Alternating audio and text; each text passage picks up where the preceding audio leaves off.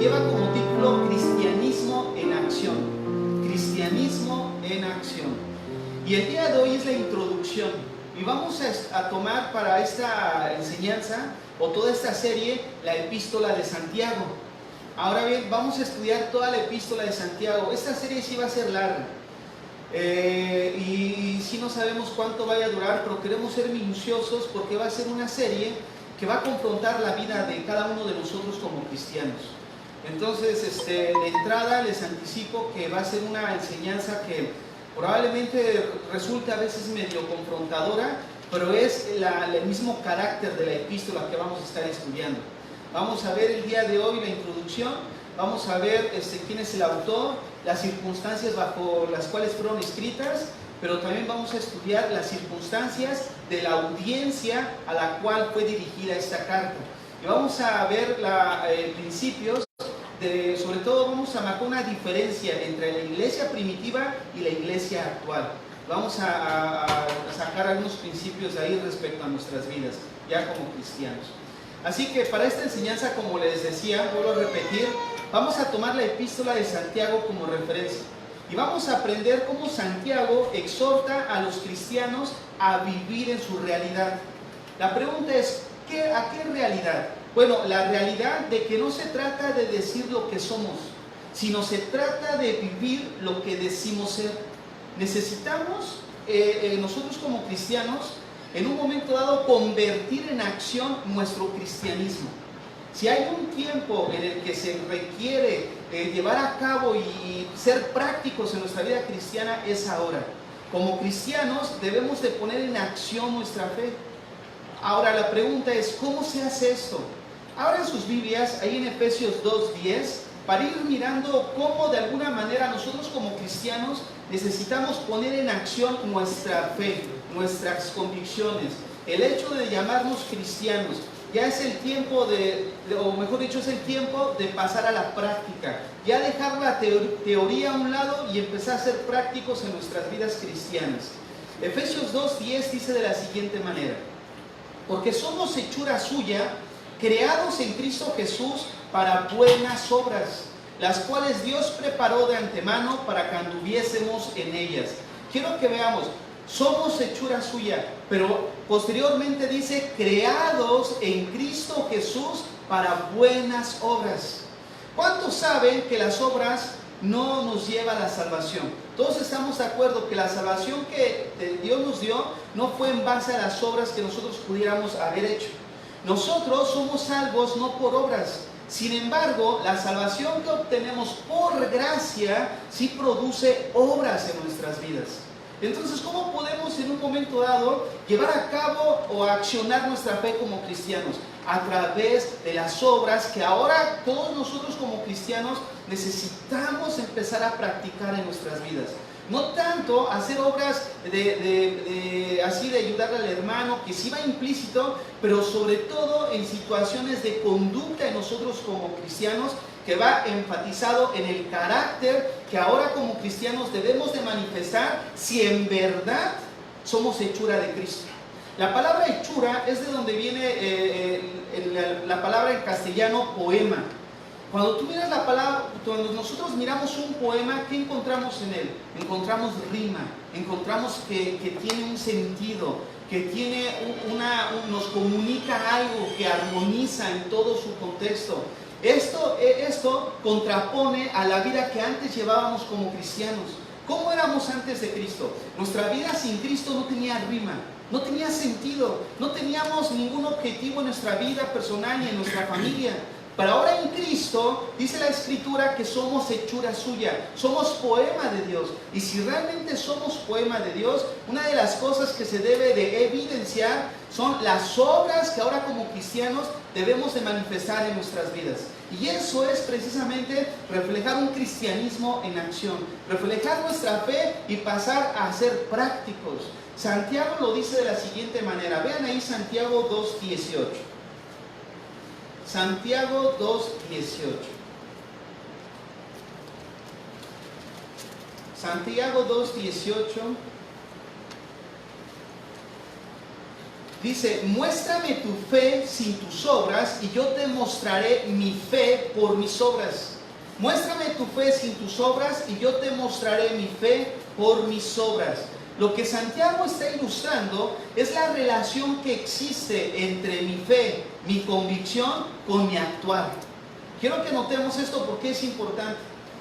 Lo que Santiago está ilustrando aquí es la relación que existe en lo que yo digo ser con mi manera de proceder. Si tú dices, yo tengo fe, yo soy cristiano, pero se queda en puras palabras y no pasas de ahí, hay que poner un enorme signo de interrogación entonces. Porque la vida de cristiana es práctica. No es el hecho de decir yo soy cristiano, es ser prácticos en nuestro obrar, en nuestro caminar. Es tiempo de que la fe que decimos tener se vea reflejada en nuestro actuar. ¿Ustedes sabían que la fe se puede ver? Vayan ahí a Marcos capítulo 2 del 1 al 5 para ver cómo la fe es visible. Y es visible a través de las acciones que ahora nosotros como cristianos desarrollamos en nuestras vidas. Vean Marcos 2 del 1 al 5. Dice de la siguiente manera: entró Jesús otra vez en Capernaum después de algunos días y se oyó que estaban en casa. E inmediatamente se juntaron muchos, de manera que ya no cabían ni aún a la puerta, y les predicaba la palabra. Entonces vinieron a él unos trayendo un paralítico que era cargado por 4, y como no podían acercarse a él a causa de la multitud, descubrieron el techo de donde estaba, y haciendo una abertura bajaron el lecho en que yacía el paralítico. Al ver Jesús la fe de ellos, mira nada más, al ver Jesús, ¿qué vio Jesús en ellos? Fe. Dijo al paralítico, hijo, tus pecados te son perdonados. Ahora la pregunta es, ¿cómo es que Jesús vio la fe de ellos? A través de sus acciones. Si hubo otro tipo de personas, si hubieran llevado a este paralítico cargando, hubieran dicho, no, ¿para qué se lo llevamos? Ya tiene años así. No se ha visto en todo Israel una persona que pueda hacer un milagro como este de levantar a un paralítico. Sin embargo, ellos se vio reflejada su fe al proceder en acción. ¿Sabes qué? Vamos a llevar al paralítico. ¿Por qué? Porque probablemente que es el Mesías puede hacer algo sobrenatural en su vida. ¿Qué los motivó a actuar? Su fe. Por eso la Biblia dice en el versículo 5, al ver Jesús la fe de ellos. Al ver Jesús la fe de ellos. Vuelvo a repetir, la fe se puede ver. La pregunta es, ¿la fe de cada uno de nosotros es visible? ¿Cómo podemos cada uno de nosotros, que la gente que está a nuestro alrededor pueda ver nuestra fe? A través de nuestro accionar, a través de llevar a cabo aquello que nosotros profesamos ser. Por eso decía, es tiempo de dejar de decir lo que somos y empezar a actuar de acuerdo a lo que decimos ser en nuestras vidas. Un cristianismo en acción. Ahora bien, una de las cosas que nosotros necesitamos mirar de cómo se puede ver nuestra fe y puedan ver los demás nuestra fe es tomando a Dios en serio. Si hay un tiempo en el que se requiere tomar a Dios en serio, es este. Dejar ya de estar entre dos pensamientos. Sacar de tu corazón el mundo. Es el tiempo ahora de tomar a Dios y las cosas de Dios en serio. El mundo se está cayendo a pedazos, lo hemos dicho muchas veces. Ya el tiempo, si esta pandemia y esto de la paz que se acaba de realizar y están anunciando por todas partes, no nos pone a nosotros a pensar los tiempos en los que estamos, no sé entonces qué es lo que pueda movernos a tomar a Dios en serio. Nosotros necesitamos rendir nuestra vida a Dios, dejar de jugar al cristiano, porque nos podemos o te puedes llevar una desagradable sorpresa. Esta epístola nos va a confrontar, nos va a exhortar. De hecho, esta epístola tiene o cuenta con 54 imperativos. Lo que muestra el carácter de esta es una epístola de exhortación, una epístola que da un resumen de los deberes prácticos de todos nosotros como creyentes. cómo ahora como creyentes, si decimos ser hechura suya en Cristo, creados en Cristo Jesús, se debe de manifestar en nuestras vidas una vida en acción respecto a nuestra fe. Ahora, ¿qué podemos decir de respecto al autor? ¿Quién escribió esta epístola de Santiago? Pues el mismo nombre lo dice, Santiago. Hubo en el Nuevo Testamento muchos Santiagos, pero en realidad todos concuerdan que fue el medio hermano de Jesús. Ahora quiero aclarar aquí algo, porque muchos todavía consideran que Jesús no tuvo hermanos. Sobre todo cuando tú miras en YouTube algunos debates con un supuesto sacerdote que ahí tiene algunos toros, o se apellida así, que, híjole, qué bárbaro, ¿no? Sobre todo porque ya está trayendo una influencia incluso sobre los mismos creyentes. Yo me he topado con cristianos aquí dentro de la iglesia que hacen cuestionamiento respecto a estos debates y empiezan a mencionar o empiezan a caer bajo la seducción de estos falsos que se han metido o que están en el mundo entero. Una de las cosas que nosotros necesitamos ver es que Jesús tuvo medios hermanos, y lo vamos a comprobar. Vayan allá a Juan capítulo 7, versículo 3. Vamos a utilizar y vamos a mirar cómo de alguna manera estos utilizan una lógica pervertida para demostrar que Jesús no tuvo hermanos. Pero ahorita vamos a ver cómo sí tuvo hermanos realmente. Y estos hermanos son medios hermanos, porque eran hijos de la misma madre, pero no del mismo padre. Nosotros entendemos que cuando Jesús nació, esta María no había conocido a Abraham, o sea, no había tenido relación íntimas con José. No lo voy a explicar eso porque me tomaría más tiempo, pero sí voy a enfatizar donde la Biblia menciona la diferencia entre los hermanos. Juan capítulo 7, versículo 3. Y le dijeron sus hermanos: sal de aquí y vete a Judea, para que también tus discípulos vean las obras que haces. Este supuesto sacerdote, una de las cosas que él alega es que dice que hermanos se refiere a los hermanos de la fe. Los que vinieron el viernes a estudiar acerca del estudio de palabras, nos damos cuenta que cuando tú vas a un diccionario te define los diferentes significados de una palabra que tú estás buscando. Pero esa palabra que se encuentra en un diccionario aislada de su contexto, su verdadero significado se encuentra o se halla dentro de la frase. O sea, el verdadero significado de un término o de una palabra lo define su contexto.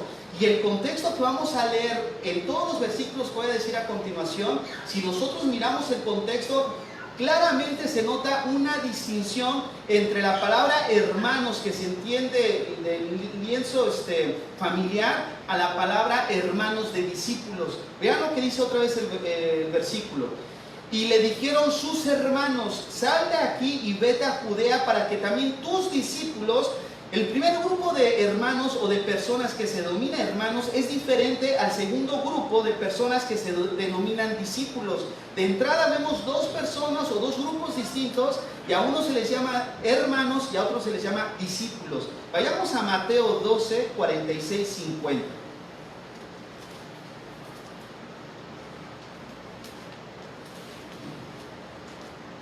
Mateo 12, 46, 50. Mientras él aún hablaba a la gente, he aquí su madre, sus hermanos estaban afuera y le querían hablar. Y le dijo uno: he aquí tu madre y tus hermanos están afuera y te quieren hablar. Respondiendo él al que le decía, dijo: ¿quién es mi madre y quiénes son mis hermanos? Y extendiendo su mano hacia sus discípulos, dijo: he aquí mi madre y mis hermanos, porque todo aquel que hace la voluntad de mi Padre que está en los cielos, ese es mi hermano, mi hermana y mi madre. Quiero que veamos otra vez la distinción de dos grupos de personas, a la una que se le llama hermanos y a la otra que se le llama discípulos. Más claro, Mateo 13, del 55 al 56. Mateo 13, del 55 al 56. ¿No es este el hijo del carpintero? ¿No se llama su madre María, escucha bien, y sus hermanos Jacobo, José, Simón y Judas? ¿No están todas sus hermanas con nosotros? ¿De dónde pues tiene todas estas cosas? Todavía es más explícito este versículo. no se llama su madre María y sus hermanos Jacobo. Este Jacobo es Santiago, el que escribió la epístola que vamos a estudiar a lo largo de esta serie. Y el Judas que menciona ahí es precisamente el Judas que escribió la epístola de Judas antes de Apocalipsis. O sea, estos dos hermanos o medios hermanos de Jesús son los que escribieron epístolas dentro del Nuevo Testamento. Pero hay una distinción entre su hermano y los discípulos. Vean Gálatas 1:19. Porque Pablo, cuando fue a Jerusalén, él hace mención de que no vio a ningún apóstol. Mira Gálatas 1:19. Pero no vi a ningún otro de los apóstoles, sino a Jacobo, el hermano del Señor. Fíjate, otra vez, el mismo sentido, el mismo contexto de la frase nos indica que la palabra hermano no se refiere a un discípulo, se refiere a una línea familiar. Ahora bien, nosotros vamos a Marcos 6:13. Si vamos a Marcos 6:13, quiero que ustedes noten cómo de alguna manera este estudio de palabras que estamos llevando ahorita a cabo de una manera rápida respecto a la palabra hermanos, estamos haciendo referencias de texto. No solamente estamos basando en un solo versículo, sino estamos haciendo una referencia de texto que a su vez habla de un contexto cercano y lejano de la palabra de Dios respecto a una palabra que estamos estudiando. Mira Marcos 6:3. ¿No es este el carpintero, hijo de María, hermano de Jacobo, de José, de Judas y de Simón? ¿No están aquí con nosotras sus hermanas? Y se escandalizaban de él. Ahora mira, si es cierto que como dice este sacerdote, que la palabra hermano se refiere a discípulos, vean cómo en Juan 7:5 echa por tierra esta manera de manifestar que la palabra hermano se refiere a discípulos. Mira lo que dice Juan 7:5. Todos estamos de acuerdo que un discípulo es el que cree en alguien. ¿Sabes que si nosotros somos discípulos de Jesús es porque creemos en Jesús? Ahora mira la distinción de este versículo. Dice Juan 7:5, porque ni aun sus hermanos creían en él. O sea, echa por tierra que la palabra hermano se refiere a discípulos, porque un discípulo es aquel que cree en Jesús. Sin embargo, estos hermanos a los que se refiere, que eran hijos también de María, no creían en Jesucristo. Todos sabemos que al leer los evangelios nos damos cuenta que los hermanos y la familia de Jesús, hablando de sus medios hermanos, no creían en él. Después se convirtieron. Ahí en 1 Corintios capítulo 15 se menciona que Jesucristo cuando resucitó se le apareció a Jacobo, a su medio hermano, aquel que escribió la epístola que precisamente vamos a comenzar a estudiar. Ahora, vuelvo a repetir, respecto a lo que tiene que ver quién escribió la epístola, se refiere al medio hermano de Jesús, que es Santiago. Ustedes pueden notar, por ejemplo, que en la lista se menciona Jacobo, porque en el castellano se traduce como castellano. En el original es Jacobo, pero pueden haber esas dos diferencias, Jacobo o Santiago, pero se refiere a la misma persona. Ahora vamos a ver, ¿quién fue la audiencia? ¿Cuál era la audiencia a la que Santiago tenía y les escribió esta epístola? Aquí sí vamos a sacar nuestras antenitas. ¿Por qué razón? Porque vamos a darnos cuenta que la audiencia podrían ser dos grupos a los que este Santiago se dirige. Abran sus Biblias en Santiago 1:1 para ver cuál es la audiencia a la que va dirigida esta epístola. ¿Y qué fue lo que disparó esta epístola? Vamos a ver, una de las causas por las cuales motivó a Santiago a escribir es que era una iglesia que estaba bajo persecución. Ahí en Santiago 1:1 dice: Santiago, siervo de Dios y del Señor Jesucristo, a las 12 tribus que están en la dispersión, salud. Vuelvo a repetir, Santiago, siervo de Dios y del Señor Jesucristo, a las 12 tribus que están en la dispersión, salud. Muy bien. Se cree que esta epístola es una de las primeras en ser escritas y no va dirigida a ninguna iglesia local en particular, ni tampoco a ninguna persona. Su audiencia, como dice el versículo 1, a las 12 tribus que están en la dispersión. Ahora bien, ¿qué significa a las 12 tribus que están en la dispersión? La palabra dispersión, vamos por partes, la palabra dispersión significa esparcidos. También es un término que se puede utilizar como la diáspora, ¿no? Ahora, ¿a qué se refiere esto? Se refiere a todos los judíos que vivían fuera de las fronteras de su patria. A través de la historia, el pueblo judío fue disperso entre las naciones. ¿Por qué motivo? La Biblia nos relata que cuando el pueblo de Israel se dividió en el reino del norte y el reino del sur, el reino del norte, que consistía en 10 tribus, fue llevada cautivo por Asiria. Y posteriormente el reino del sur fue llevado cautivo por Babilonia. Posteriormente hubieron otros acontecimientos que llevaron a los judíos a esparcirse de su patria, de sus fronteras. Entonces a estos judíos que se regaron por las naciones se les denomina que están en la diáspora o que están esparcidos. Ahora síganme con atención. Estos judíos, ya cuando estamos en el Nuevo Testamento, sobre todo en Hechos capítulo 2, donde habla acerca del Pentecostés, la fiesta del Pentecostés era una fiesta anual donde todos los judíos estaban obligados a asistir y participar de ella, de tal manera que venían de todas las naciones de donde fueron dispersos y se congregaron en Jerusalén. Y ese es el contexto en el que estamos en Hechos capítulo 2, donde muchos judíos vinieron a celebrar la fiesta, y ahí es donde nos vamos a detener. Vayamos ahí a Hechos capítulo 2 del 1 al 13.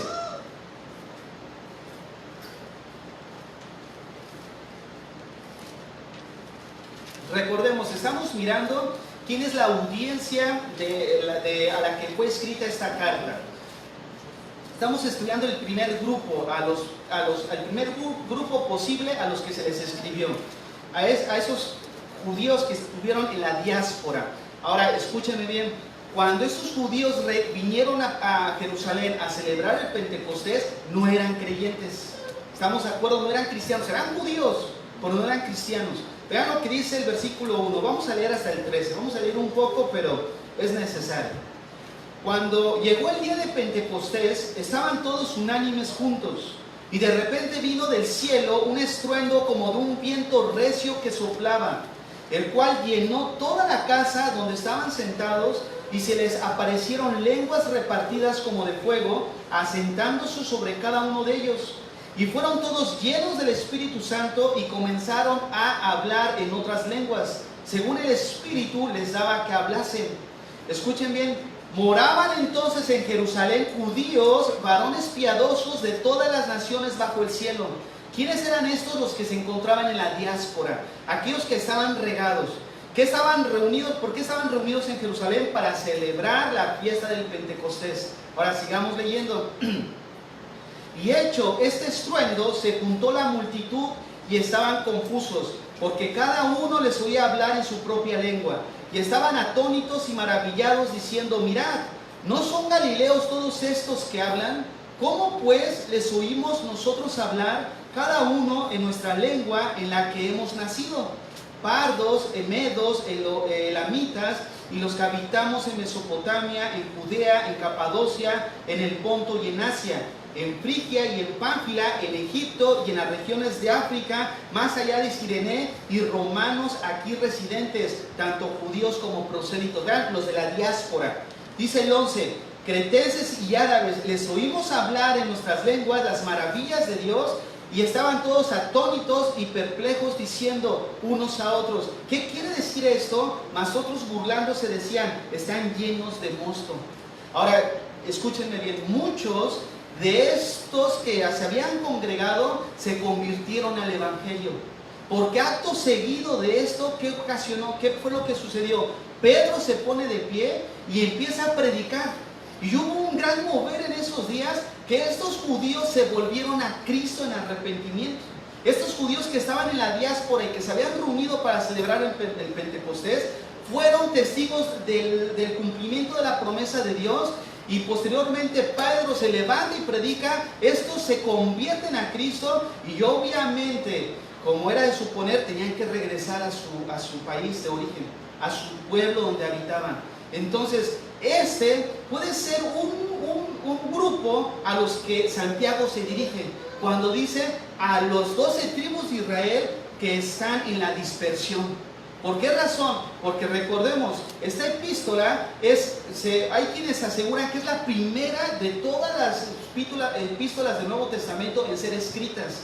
Por ende, se calcula que fue entre el 40 más o menos, 40 y tantos después de Cristo. Si nosotros pensamos en eso, nos damos cuenta de que los primeros cristianos, ¿quiénes fueron? En su mayoría judíos.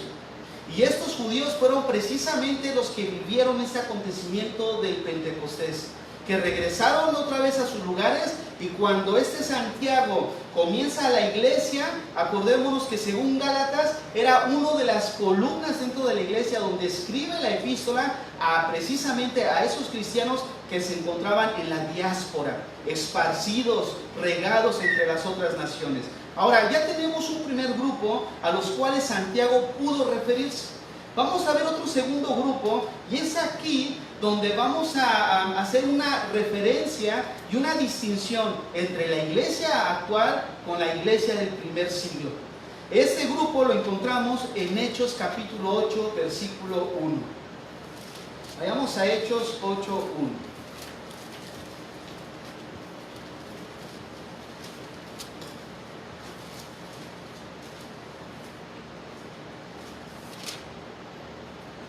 Y Saulo consentía en su muerte. Vamos a hacer una pausa aquí.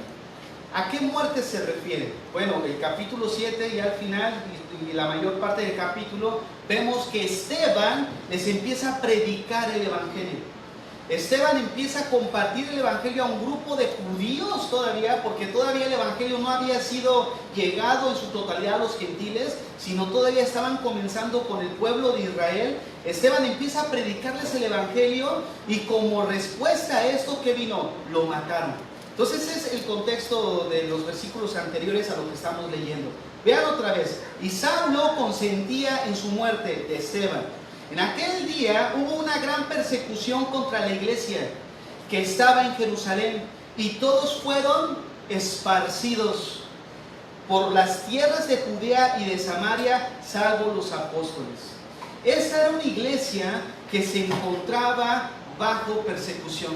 La primera iglesia, o mejor dicho, los primeros años de la iglesia cristiana, fue una iglesia que fue perseguida, y ellos se esparcieron también. Entonces este es el segundo grupo de los que probablemente y con certeza junto con el otro Santiago les escribe esta epístola. Aquellos que de alguna otra razón andaban regados, pero específicamente hablando en Hechos capítulo 8, estamos hablando de una iglesia que fue esparcida por sus convicciones. Y es aquí donde nosotros vamos a empezar a ver la diferencia entre la iglesia del primer siglo a nuestra iglesia actual. Ahora, no quiero, antes de comenzar ahí, quiero que veamos Santiago 1.1 otra vez, porque dice ahí a las 12 tribus. Una de las cosas que nosotros necesitamos mirar es de que cuando dice a las 12 tribus, es de alguna manera figurado, no literal. ¿Por qué razón? Porque los cristianos del Nuevo Testamento consideraban la iglesia naciente como el nuevo Israel, el Israel de Dios. Escriban ahí Gálatas 6.16, no lo vamos a leer, pero en Gálatas 6.16 Pablo le llama a la iglesia el Israel de Dios. Entonces, si tenemos esto en mente, lo más seguro es que Santiago les estaba escribiendo a la iglesia, a la primera iglesia que estaba comenzando a nacer, que estaba formada por judíos y por gentiles, pero que habían sido esparcidos por causa de ¿qué? Por causa de sus convicciones. Vean, la audiencia de Santiago era entonces una iglesia perseguida por sus convicciones. Era una iglesia que se encontraba bajo prueba. Mira lo que dice Santiago 1.2.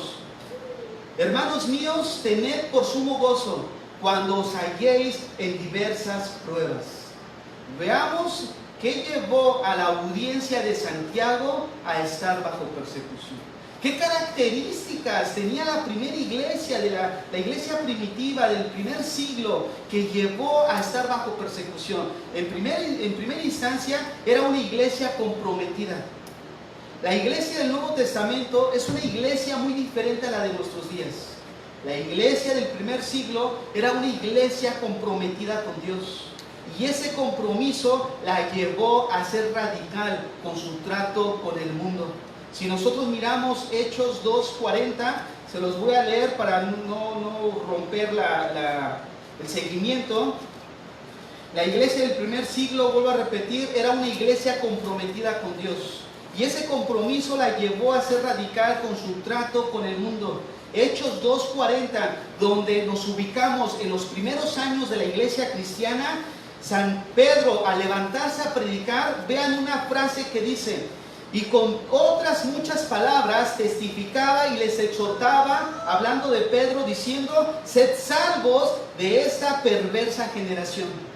Fíjate el mensaje de la primera iglesia. El mensaje de la iglesia era muy diferente al mensaje actual. El mensaje de la iglesia actual parece ser una invitación a ser más como el mundo que como Cristo. El mensaje es un mensaje en la actualidad que ha bajado el estándar del comportamiento cristiano. Es un mensaje muy permisivo, con nada de compromiso y ninguna responsabilidad como creyentes. El mensaje de la iglesia primitiva fue un mensaje confrontador, tan confrontador que sus mismos oyentes no soportaron el ser confrontados con su pecado. Mira lo que dice Hechos capítulo 7 del 51 al 54. Vean nada más cómo los primeros cristianos del primer siglo, de la iglesia que estaba comenzando a crecer, es muy diferente al cristianismo contemporáneo. Vean nada más el mensaje de un hombre de Dios llamado Esteban. Vean, mira lo que dice el versículo 51. Duros de cerviz e incircuncisos de corazón y de oídos, vosotros resistís siempre al Espíritu Santo como vuestros padres, así también vosotros. ¿A cuál de los profetas no persiguieron vuestros padres y mataron a los que anunciaron de antemano la venida del justo, de quien vosotros ahora habéis sido entregadores y matadores? Vosotros que recibisteis la ley por disposición de ángeles y no la guardaste. Oyendo estas cosas, ¿qué dice? Se enfurecieron en sus corazones y crujían los dientes contra él. Como consecuencia, Esteban fue muerto apedreado.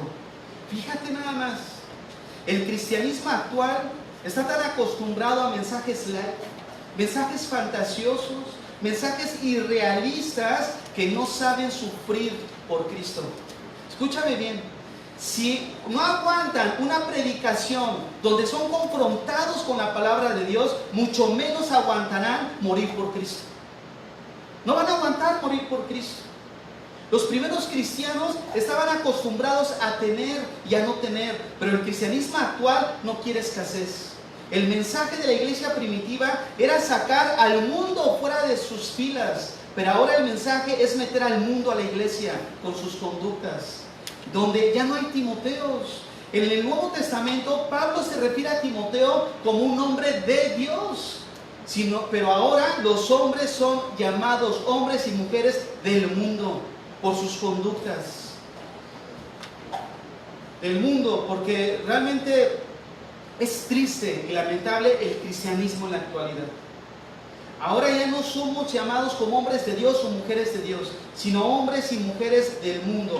Obviamente porque se conducen como el mundo, se visten como el mundo, hablan como el mundo, sueñan como el mundo y buscan los mismos placeres que el mundo. Y se les olvida que somos peregrinos, estamos de paso, no hemos llegado a nuestra casa eterna. No hemos llegado a nuestra casa eterna. Esta era una iglesia del Nuevo Testamento que comenzaba a demostrar las convicciones y una iglesia comprometida con el Señor. Otro punto que miramos en la iglesia del primer siglo era su convicción. La iglesia primitiva era una iglesia de convicción que el mundo, o mejor dicho, de convicciones que el mundo de ese entonces no pudo resistir. Mira lo que dice Hechos capítulo 4 del 19 al 20. Hechos 4 del 19 al 20.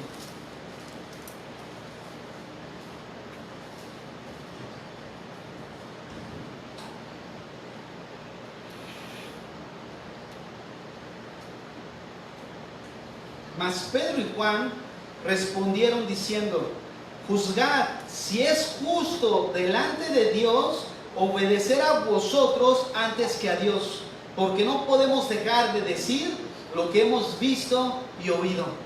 Qué increíble, ¿no? Pedro, cuando va a ir al templo para orar, en el templo La Hermosa, ahí en Hechos, ora por un cojo.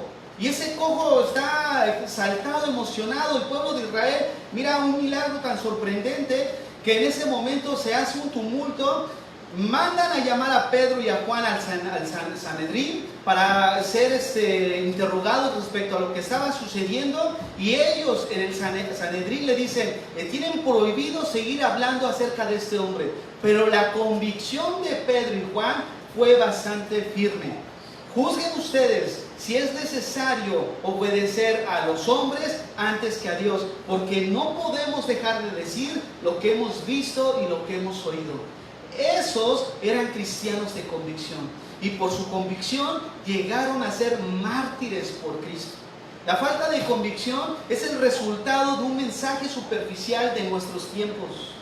Si hay algo que caracteriza el cristianismo contemporáneo, es precisamente eso, la falta de convicción. Un ejemplo, tú vas a una reunión con tus amigos y para no quedar mal, no tomas el trago. Perdón, para no quedar mal, te tomas el trago. Entonces hay una pachanga con tus amigos en el convivio, y para querer empatizar, ser afín con tus cuates, con tus amigos, pues te avientas la copita. Y posteriormente no solamente eso, sino te ríes de sus chistes obscenos, porque no quieres ser rechazado. Ahora escucha bien, el mundo rechazó a Cristo. ¿Y cuántos cristianos quieren ser aceptados por el mundo? No hay congruencia en estas dos ideas. Por un lado, nuestro Salvador, nuestro Señor, a quien nosotros decimos deberle lealtad y fidelidad, fue rechazado por el mundo, y nosotros queremos ser aceptados por el mundo. Es una mentira. Es una mentira que el cristiano ame a Cristo. Mucho del cristianismo actual no ama a Cristo. ¿Saben por qué? Porque Jesucristo dijo, el que me ama, mis mandamientos guarda. Y el cristiano no solo no guarda su palabra, sino que busca además la aceptación del mundo. El guardar su palabra es una manifestación del amor que tenemos con Dios. ¿Por qué razón? Lo hemos dicho muchas veces dentro de la iglesia. El amor ágape que se debe de reflejar en la vida del creyente es un amor que se mira a través de lo que Él causa en nuestras vidas a hacer, a manifestar. Se mira a través de lo que provoca. Si yo digo amar a Cristo, me debe de provocar entonces guardar sus mandamientos, rechazar lo que Cristo rechazó y no aceptarlo en nuestras vidas. Sin embargo, la iglesia en la actualidad, hablando en general, es una iglesia que busca ser aceptada por el mundo, hablando de sus integrantes. Ahora imagínate, doctrinalmente la iglesia primitiva era una iglesia que perseveraba en la doctrina de los apóstoles. ¿Sabes cómo se llama esto? Se llama discipulado. En Hechos capítulo 2, versículo 42, dice claramente, y perseveraban en la doctrina de los apóstoles. Era una iglesia o unos hermanos que comenzaban dentro de la iglesia a ser perseverantes en el discipulado. Pero vivimos en un mundo donde todo es instantáneo, que creemos que también nuestro crecimiento espiritual también debe de ser así. Hoy me voy a dormir y mañana voy a despertar con todo el conocimiento de Dios en mi vida, sin discipulado. Hermanos, sin discipulado no hay crecimiento, no hay madurez. No es de extrañar por qué hay cristianos tan sentidos, tan sentimentales. Ay, me miró feo, no me saludaron, ahí no hay amor, hablan muy duro. Alguien le contó de mi vida. La iglesia, hermanos, debe de crecer en madurez espiritual, pero sin discipulado, sin compromiso, nunca se llegará muy lejos. Sin una disciplina en la vida de la iglesia cristiana. Muchas veces venimos a la iglesia esperando recibir aceptación, cuando nos damos cuenta que al venir a la iglesia es para ver a quién amamos, para ver a quién podemos bendecir, para ver a quién podemos ser de bendición con nuestras vidas. Pero venimos tan equivocados muchas veces, donde buscamos que alguien me dé y no buscamos dar, cuando la naturaleza del cristianismo es dar. En vez de recibir, nosotros necesitamos darnos a los demás. Por eso es necesario que ahora en Cristo tengamos un cristianismo activo, que nuestra fe se vea a través de nuestras acciones. Hoy a quién estoy amando, hoy a quién estoy visitando, hoy a quién estoy mirando, hoy con mi comportamiento, cómo estoy amando a mi esposa, cómo estoy amando a mi esposo, cómo estoy amando al creyente, con mi manera de actuar. Es el tiempo de pasar de la teoría a la acción, ser prácticos. Y es precisamente esta la epístola donde vemos el cristianismo en acción. Santiago los manda a ser prácticos. Es una epístola muy difícil de sacar su ¿cómo se le llama la palabra? Esta se me olvidó. Su bosquejo. ¿Por qué razón? Porque muchos están de acuerdo, y cuando tú incluso lees Santiago, parece que fuera incluso hasta un libro proverbial, porque de repente te avienta una idea corta y no encuentras relación con lo demás. Comienza hablando de algo, para ahí y posteriormente lo vuelve a retomar. Es una palabra o es una epístola muy difícil de bosquejar. Por eso tiene su nivel de poder llegar a la carta, ¿no? Poder de una manera interpretarla. La manera en la que lo vamos a hacer va a ser práctica y fácil. No nos vamos a quebrar la cabeza. Vamos a ir versículo por versículo, ideas, sacar principios de ahí, pero son principios que nos van a confrontar a nuestra vida de acción, a nuestra vida de fe, si en verdad somos hechura de Cristo. Porque una vez que somos hechura de Cristo, no es opcional el llevar una vida práctica, sino es natural del cristiano. Llevar una vida reflejada en acciones, si yo digo tener fe. Muéstrame tu fe y sin obras, y yo te mostraré mi fe a través de las obras. Santiago lo que está ilustrando, vuelvo a enfatizar, es la relación y la conexión que existe entre mi fe y mi convicción con mi manera de actuar. Yo digo que soy cristiano, pero ando en el mundo. Yo digo que soy cristiano, pero me aviento mis copas. Yo digo que soy cristiano, pero sigo diciendo malas palabras que no edifican la vida de la persona. No eres cristiano. Es una mentira. Santiago lo está diciendo en su palabra. Muchas veces, hermanos, yo escucho, pastor, cada 8 días es la misma situación. No has leído la Biblia. Porque donde tú abordes la Biblia, siempre hay exhortación, siempre hay un cambio a tu manera de pensar. Corrige esto, corrige el otro. Una persona que cree que en un momento dado estos tipos de mensajes es lo mismo de cada 8 días, es porque no ha leído su Biblia. Tú vas al Nuevo Testamento, sobre todo en los Evangelios, y te encuentras a un Jesús confrontador. Sepulcros blanqueados, encuentras a Juan el Bautista. ¡Hey, manada de víboras, sálganse de la fila! ¿Quién nos enseñó? No sé. ¿A qué vienes a ser bautizado? A hacer frutos dignos de arrepentimiento. Es un llamado a la acción. Y nosotros como cristianos, si en verdad somos hechura suya, necesitamos ser prácticos. Y esto entra dentro del área de la responsabilidad del creyente. Es mi responsabilidad. Es mi responsabilidad ajustar mi emoción a la realidad en la que estoy. Estudiamos la última vez que Dios nos dio un nuevo corazón. El corazón en la Biblia se representa como las emociones, los sentimientos, la voluntad y la conciencia. Ahora, si en verdad Dios me ha dado un nuevo corazón, entonces ahora yo voy a reflejar sentimientos que sean adecuados a una vida cristiana. Que me la hizo en la mañana mi esposo, no, pues en la noche me la va a pagar. No, ya no.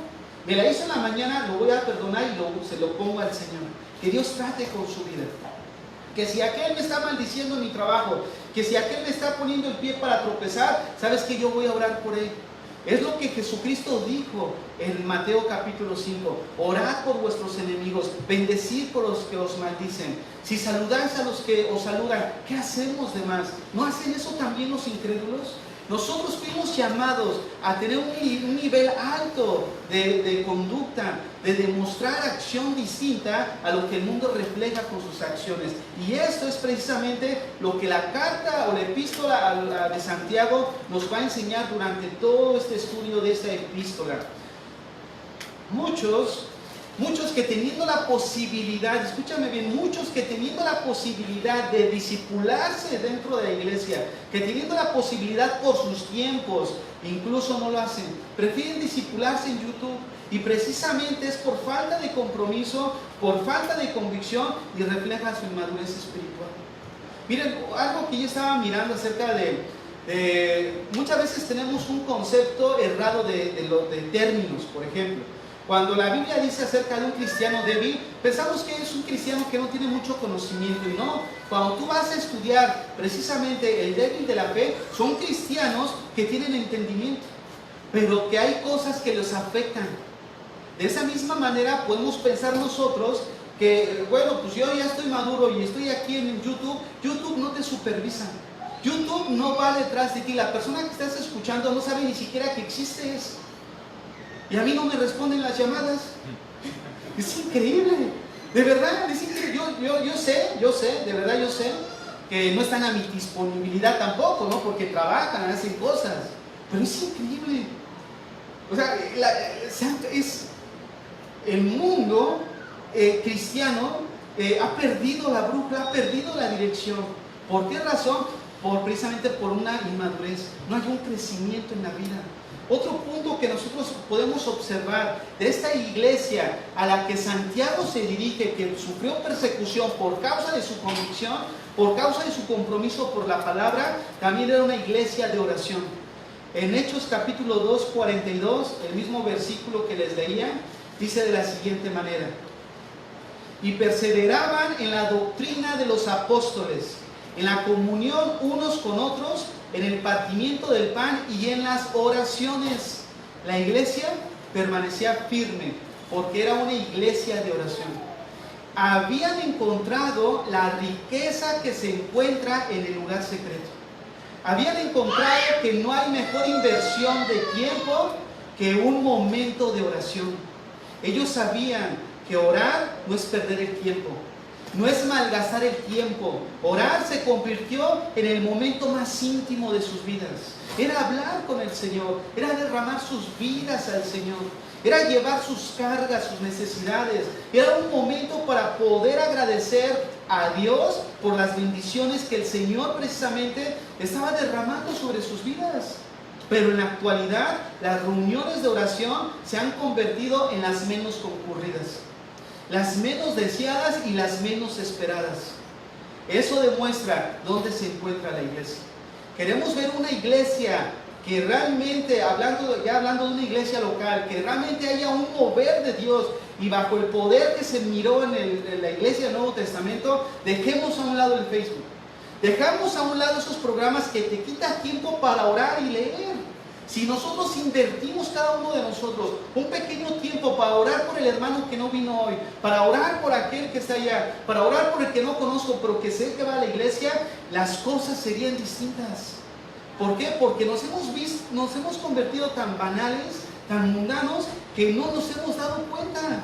Hay tiempo disponible que tenemos. Muchas veces decimos no tenemos tiempo. Sí hay tiempo. Lo que no hay es disciplina ni administración de nuestro tiempo. Pero el tiempo está. ¿Dónde están aquellos hombres de oración? ¿Dónde están los Danieles que oraban 3 veces al día? ¿Dónde están los Elías que al orar caía fuego del cielo? ¿Dónde están los Moisés que al clamar el mar rojo se abría en 2? ¿Dónde están los Eliseos que al orar levantaban a los muertos? ¿Dónde están esos hombres y esas mujeres de oración de nuestra generación? Han dejado de existir. La iglesia de la actualidad ha dejado de clamar. No ha encontrado ese propósito que encontraron los primeros cristianos. Esa pasión, el mirar que el orar no es pérdida de tiempo porque tengo muchas cosas que hacer el día de hoy. No, el orar es la mejor inversión que como cristianos pudiéramos hacer de nuestro tiempo. Necesitamos despertar, iglesia. Necesitamos tomar el lugar correcto, la actitud correcta, la dirección correcta. Necesitamos volvernos a nuestras convicciones. Necesitamos volver a actuar como esa iglesia. Como esa iglesia, no me estoy refiriendo que se tenga que manifestar lo mismo del Nuevo Testamento, pero sí necesitamos manifestar las mismas convicciones en nuestras vidas que manifestaron los primeros cristianos, porque no hay nada de diferencia. El mismo espíritu que descendió sobre ellos habita ahora en nosotros. Si no vemos mover en la iglesia es porque no te has involucrado en ella. Si no vemos mover dentro de la iglesia local es porque tú mismo te has limitado. No quieres participar, no quieres actuar, te has quedado ahí. Y mira, vivimos en un país que tenemos todo a nuestro alcance. El entretenimiento, el dinero, todo está a nuestro alcance. Y esos son distracciones para nuestra vida cristiana. El mismo trabajo. Tú trabajas por la mañana, pero por la tarde puedes encontrar otro jalecito por ahí, otras horitas por allá. ¿Y qué estás haciendo? Invirtiendo el tiempo bien, se puede decir, porque no te vas de borracho, ¿no? Y ese es el engaño de Satanás. No, pero no estoy haciendo nada malo, estoy trabajando. No, pero no me voy de borracho ni con mis amigos, estoy proveyendo para la casa. Sí, pero se ha vuelto un afán, se ha vuelto más allá de tus necesidades. Si Dios ya ha provisto para tus necesidades en un trabajo que tú tienes, pero tú sigues invirtiendo, no, es que el afán por querer tener la casa, esa casa, el cambiar de carro, un televisor más grande o tener algo, y eso te involucra a invertir el tiempo que le puedes invertir a la oración. Entonces en ese momento estamos mal en nuestras vidas. Nosotros necesitamos corregir nuestras prioridades como cristianos. Esta epístola, vamos a darnos cuenta que es una epístola donde incluso el mismo hermano que, vuelvo a repetir, escribió la epístola, que es Santiago, nos va a mostrar la semana que entra un espíritu de humildad. Un espíritu donde él llama y se dice llamar siervo de Dios. Él no comienza su introducción diciendo, yo soy el medio hermano de Jesús. No empezó sacando sus credenciales. Yo soy una de las columnas de la iglesia primitiva a quien Jesucristo se me apareció a mí solo, porque es lo que dice 1 Corintios 15, sino que al contrario, Él mostró un carácter humilde diciendo, soy siervo de Jesucristo. Y es lo que vamos a estudiar la semana que entra. Santiago, un esclavo de Dios. Santiago fue un esclavo de Dios, que incluso su manera de vivir reflejó precisamente ser esclavo de Jesús, pero no solo eso, su manera de morir.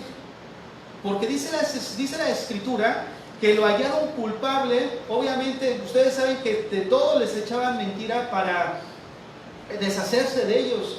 De tal manera que la pena, dice la historia, que fue ya para matar a Santiago, fue morir a pedradas, lapidado. Sin embargo, dice que estaban en el techo del templo, donde algunos antes de que muriera a pedradas lo aventaron del techo. Cayó en la altura del techo del templo y dice la historia que no murió. Entonces Santiago no murió al caer del techo, sino que murió cuando vinieron ellos y lo empezaron a apedrear ya estando en el suelo. Y dice que un carnicero tomó un bat y con un bat le dio en la cabeza. Esa es la muerte de esa persona que vamos a estudiar, que escribió a cristianos, que tenía el carácter, que tenía la convicción, que tenía las credenciales en sus mismas vidas, las huellas de Jesucristo, como el apóstol Pablo, y el sello que certificaba que era un esclavo de Dios. Lo dio todo hasta su vida misma, y mostrando como ejemplo a su audiencia en ese entonces que era necesario entregarlo todo a Dios. Así como en estos tiempos, sigue siendo un ejemplo para nosotros, rendirnos al Señor. ¿Dónde está tu corazón en esta mañana? ¿Dónde está tu vida en estos días? ¿Dónde está ubicada tu meta como en esta tierra? Acuérdate que todo lo que trabajemos, vuelvo a repetir, no estoy tachando que sea tampoco pecado tener las cosas. A lo que me refiero es de que ¿dónde está tu tesoro? Porque a donde esté tu tesoro, estará ¿qué? Tu corazón. Y el corazón es tu mente. No, mi tesoro está en eso que yo quiero.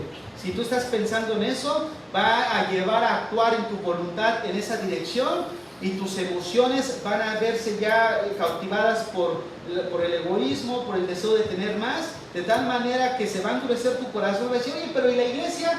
No, pues al inicio sí te afectaba, pero después se empieza a endurecer y tu conciencia se es insensible. No, es que Dios sabe.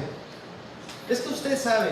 Sí, sabemos que mirada está aquí, no está en las cosas celestiales. La iglesia necesita despertar. Y cuando hablo de la iglesia, hablamos de nosotros. No estamos hablando de los muros. Estoy hablando de cada uno de los que integramos la iglesia de Cristo. Si queremos ver una iglesia que se mueva en poder, necesitamos comenzar por nosotros mismos. A actuar, que nuestro cristianismo se vea reflejado en acciones, que actuemos, que llevemos a cabo en práctica lo que decimos ser. Un cristianismo en acción. Despidámonos en oración. Así con tus ojos cerrados, en esta mañana En esta mañana, así con tus ojos cerrados, probablemente, y lo más seguro es que a lo largo de esta enseñanza, el Espíritu Santo haya redarguido tu vida, te haya mostrado áreas o situaciones en las que Dios demanda mayor compromiso de tu parte, Dios demanda mayor convicción, Dios demanda mayor involucramiento. No hagas oídos sordos. Eres parte de esta iglesia local. Por ende, cada uno de nosotros somos responsables de lo que se lleva a cabo en esta iglesia. Sé parte, que tus convicciones sean firmes, que tu amor por Cristo se vea reflejado en tu proceder dentro de la iglesia y fuera de la iglesia. Que tu vida de discipulado sea una vida comprometida con Dios.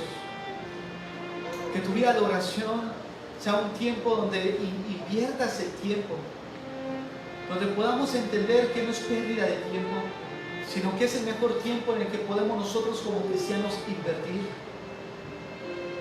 Volvámonos a Dios. Deja a un lado el Facebook, deja a un lado el YouTube, deja a un lado el Internet, deja a un lado esas películas, deja a un lado todo aquello que te esté robando el tiempo para invertirlo en tu vida espiritual.